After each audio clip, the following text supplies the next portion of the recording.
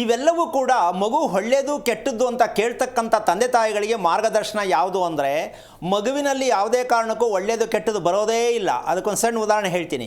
ಮಗು ಹಾಲು ಮಾತ್ರ ಕುಡಿಯುತ್ತೆ, ಹೌದಾ? ಆ ಹಾಲು ಕುಡಿಯೋದ್ರಿಂದ ಮಗುವಿನಿಂದ ಒಳ್ಳೆ ಫಲಿತಾಂಶ ಬರುತ್ತೆ. ಹೇಳೋಕ್ಕಾಗತ್ತಾ? ಇಲ್ಲ, ಕಷ್ಟ ಆಗುತ್ತೆ. ಇಂಗ್ಲೀಷ್ ಮೀಡಿಯಮ್ನವ್ರಿಗೆ ಅರ್ಥ ಆಗಲ್ಲ. ಹಾಲು ಕುಡಿಯೋ ಮಗುವಿನಲ್ಲಿ ಒಂದು ಒಳ್ಳೆ ಪಾಸಿಟಿವ್ ಎನರ್ಜಿ ಬರುತ್ತೆ. ಏನದು ಅಂದರೆ ನಗು. ಒಪ್ಕೋತೀಯಾ? ಯಾವಾಗಲೂ ಯಾರೇ ಹೋಗಲಿ ಎಂಬ ನಗ್ತಾನೆ ಇರುತ್ತದು.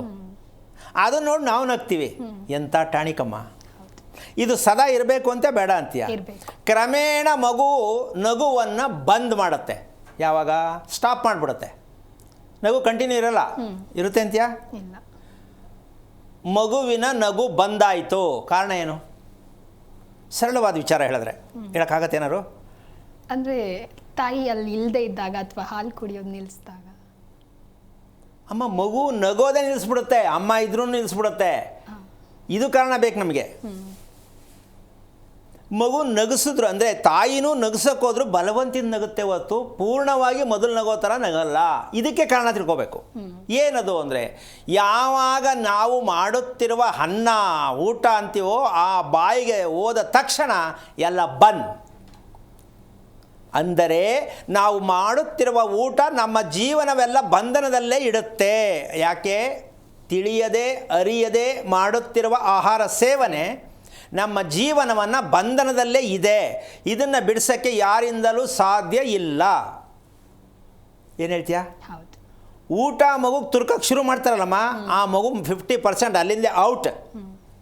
ಇನ್ನೆಲ್ಲ ಫುಲ್ಲು ಒಂಥರ ಉಗ್ರವಾದಿ ಥರ ಶುರು ಆಗ್ಬಿಡುತ್ತದು. ಯಾಕೆ ಹಿಂಗೆ ಚೇಂಜ್ ಆಯಿತು?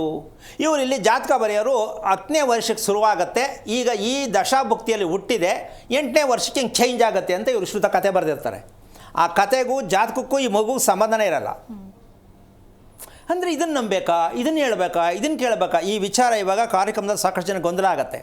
ಕಾಲದಿಂದನೂ ಕೂಡ ನಾವು ಜಾತಕ ಬರೆಸಿ ಕುಂಡ್ಲಿ ಬರೆಸಿ ಮಕ್ಕಳ ಬಗ್ಗೆ ತಿಳ್ಕೊಳ್ಳೋಕೆ ಪ್ರಯತ್ನ ಮಾಡ್ತಾ ಇವ್ರು ಏನು ಬಂದು ಉಲ್ಟಾ ಹೇಳ್ತಾ ಇದ್ದಾರಲ್ಲ. ಅಂದರೆ ಉಲ್ಟಾ ಹೇಳ್ತಿಲ್ಲ, ಆಗುತ್ತಿರುವುದು ತಿಳಿದಿರುವುದು ಉಲ್ಟಾ. ಇದನ್ನು ತಿಳ್ಕೊಂಡ್ರೆ ನನ್ನ ಬಲವಂತಕ್ಕೆ ದಯವಿಟ್ಟು ಉಲ್ಟಾ ಮಾಡ್ಕೋಬೇಡಿ. ಈವರೆಗೂ ನೀವು ಅದನ್ನು ತಿಳ್ಕೊಂಡಿದ್ದೀರಾ, ಬರೆಸಿದ್ದೀರಾ, ಪ್ರತಿಯೊಂದು ಅರ್ಥ ಮಾಡ್ಕೊಂಡಿದ್ದೀರಾ, ಹೇಳ್ತಿದ್ದಾರೆ. ಅದರಲ್ಲಿ ಏನಾದ್ರು ನಿಮ್ಗೆ ಉಳು ಸಿಕ್ಕಿದೆಯಾ, ಸತ್ಯ ಅಂತ ಗೊತ್ತಾಗಿದೆಯಾ? ಕೆಲವ್ರು ಗೊತ್ತಾಗಿರ್ಬೋದು, ಇಲ್ಲ ಅಂತ ಹೇಳಕ್ಕೆ ಬರಲ್ಲ. ಆದರೆ ಇವತ್ತಿನ ಪರಿಸ್ಥಿತಿ ಹೇಗಿದ್ದೆ ಅಂದರೆ, ಮಕ್ಕಳ ಬಗ್ಗೆ ಭಯ, ಗಂಡನ ಬಗ್ಗೆ ಭಯ, ಹೆಂಡತಿ ಬಗ್ಗೆ ಭಯ, ಆರೋಗ್ಯದ ಬಗ್ಗೆ ಭಯ, ಆಸ್ತಿ ಬಗ್ಗೆ ಭಯ. ಇದೆಯಾ ಇಲ್ಲಮ್ಮ? ಈಗ ಈ ರೋಗಕ್ಕೆ ಔಷಧಿ ಎಲ್ಲಿ? ಈ ಔಷಧಿಯನ್ನು ಈ ಕಾರ್ಯಕ್ರಮದ ಮೂಲಕವಾಗಿ ನಿಮ್ಮೆಲ್ಲರಿಗೂ ಹಂಚ್ತಾ ಇದ್ದೀನಿ. ಇದೇ ಒಂದು ಅಮೃತ, ಭಗವಂತ ಕೊಟ್ಟಿರುವ ಅಮೃತ ಇದೇನೆ. ಆ ಅಮೃತವನ್ನು ನಾವು ಆಹಾರದ ರೂಪದಲ್ಲಿ ವಿಷವನ್ನಾಗಿ ಮಾಡಿ ಸೇವನೆ ಮಾಡ್ತಾ ಇದ್ದೀವಿ. ಅಮೃತ ಉತ್ಪತ್ತಿ ಆಗ್ತಕ್ಕಂಥ ಆಹಾರ ನಾವು ವಿಷದ ರೀತಿಯಲ್ಲಿ ಅದನ್ನು ಸೇವನೆ ಮಾಡುವ ಕಾರಣ ನಮ್ಮ ದೇಹಕ್ಕೆ, ದೇಹದ ಎಲ್ಲ ಭಾಗಗಳಿಗೂ ಆಹಾರ ಕ್ಲೀನಾಗಿ ವರ್ಗಾವಣೆ ಆಗ್ತಕ್ಕಂಥ ವಿಚಾರ ಇಲ್ಲ.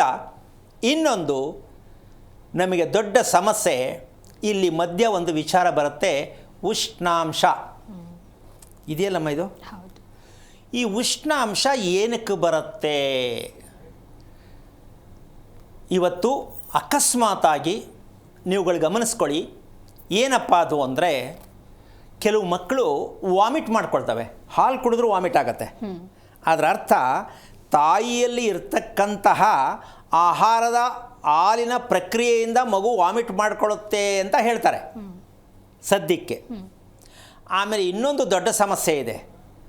ಗರ್ಭಿಣಿ ವ್ಯವಸ್ಥೆಯಲ್ಲಿ ಕನ್ಸೀವ್ ಅಂತ ಗೊತ್ತಾದ ತಕ್ಷಣ ವ್ಯಾ ವ್ಯಾ ವ್ಯಾ ಕೆಲವರು ಅಲ್ಲೇ ನಿಂತಿರ್ತಾರೆ ವಾಶ್ ಬೇಸಿನ್ ಹತ್ರನೇ, ಹೌದಲ್ವಾ? ಈ ರೀತಿಯಾಗಿ ಹುಟ್ಟುವಂಥ ಮಗು ತಿಳ್ಕೋಬೇಕು, ನಿಮ್ಮ ಜೀವನ ಪರ್ಯಂತ ಶಾಪಗ್ರಸ್ತ ಮಗು ಆಲ್ರೆಡಿ ಎಂಟ್ರಿ. ಯಾವ ಗರ್ಭಿಣಿ ಹೆಂಗಸು ವಾಮಿಟ್ಟು, ಪಾಪಕ್ಕೆ ಎಷ್ಟೋ ಜನ ಅನ್ಕೋತಾರೆ, ಅಲ್ಲ ರೀ ಗರ್ಭಿಣಿ ಆದಾಗ ವಾಮಿಟ್ಟು ಕಾಮನ್, ಅದು ನಾನು ನಮ್ಮವ್ವ ನಮ್ಮಜ್ಜಿ ಎಲ್ರಿಗೂ ಹಂಗೆ ಆಗ್ತಿತ್ತು, ಹಂಗೆ ಅವಳಿಗೂ ಆಗ್ತಾ ಇದೆ ಅಂತ ಅಂದ್ಕೊಂಡೇ ರೋಗಿಷ್ಟು ಮಕ್ಕಳನ್ನು ಪಡ್ಕೊಂಡಿದ್ದೀರಾ. ಯಾವುದು ರೋಗಿಷ್ಟ?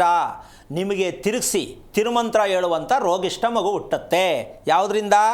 ಯಾವ ತಾಯಿ ಗರ್ಭಿಣಿ ವ್ಯವಸ್ಥೆಯಲ್ಲಿ ಮಾಡಲೇಬಾರ್ದು ವಾಮಿಟ್ ಅಂತ ಅಲ್ಲ, ಪದೇ ಪದೇ ಎಲ್ಲಿ ಒಗ್ಗರಣೆ ಹಾಕಲಿ, ಯಾರ ಮೇಲೆ ಅಡುಗೆ ಏನು ಮಾಡ್ತಿರಲಿ, ಇಲ್ವೇ ಅಂತಾರೆ. ಅವರು ನರಕ ಅನುಭವಿಸ್ಬಿಡ್ತಾರೆ ಕಂಪ್ಲೀಟಾಗಿ ಒಂದು 4-5 ತಿಂಗಳವರೆಗೂ. ಏನಕ್ಕಪ್ಪ ಈ ಮಗು ಬೇಕು ಅಂತ ಕಾರಣ, ಆ ವಾಂತಿ ಮಾಡ್ತಕ್ಕಂಥ ಹೆಣ್ಣಿನಲ್ಲಿ ಅತಿಯಾದ ಆಸೆ ಇರುತ್ತೆ, ಅದಕ್ಕೆ ವಾಮಿಟ್ ಬರುತ್ತೆ. ತುಂಬ ಆಸೆ ಇಟ್ಕೊಂಡಿರ್ತಕ್ಕಂಥ ಹೆಣ್ಣಿಗೆ ಈ ರೀತಿ ವಾಮಿಟ್ ಬರೋದು.